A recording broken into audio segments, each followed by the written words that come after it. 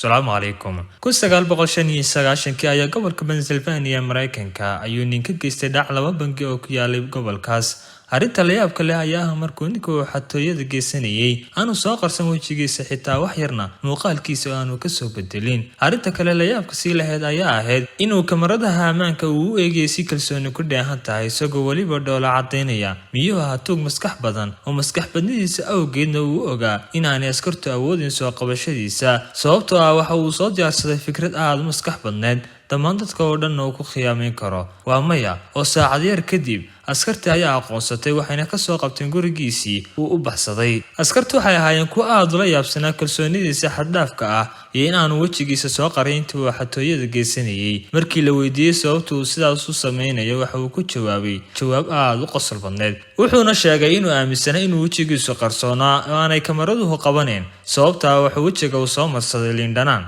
Waxa uu sheegay inay liindhanaantu qariso wajiga oo aanay kamaraduhu qaban. Markay maqleen askartii jawaabtiisa waxay u maleeyeen inuu waalan yahay ninkani waxayna u direen dhakhtar cilmi nafsiga iyo dhimirkaba si uu soo kala xaqiijiyay inuu waalan yahay in kale.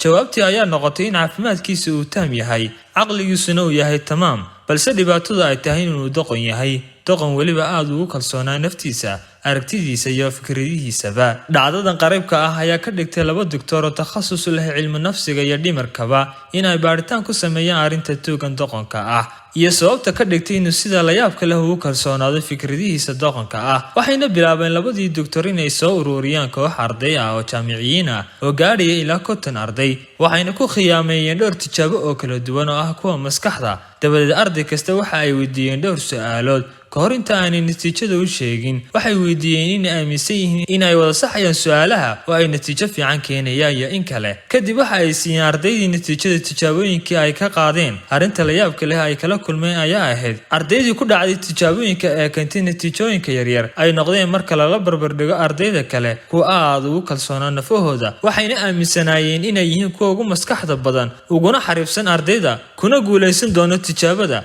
balse waxa ay noqdeen kuwa doqmo ah oo guuldareystay. Waxayna ogaadeen labadii doctor inay isku cagsi yihiin kalsoonida iyo maskax badnidu. Markasta oo qofku uu doqon yahay waa markasta oo aad ugu kalsoon yahay naftiisa wuxuuna aaminsan yahay inuu garanayo wax kasta yahayna ka ugu maskaxda badan dadka. Waxa dadku hareeraysan ay yihiin doqmo balse dadka caqliga badan ee aqoon ahaan iyo dhaqan ahaanba ka dhisan ay yihiin kuwa shaki badan oo kalsoonida nafteeduna aad uga yar tahay marka lala barbardhigo doqmaha.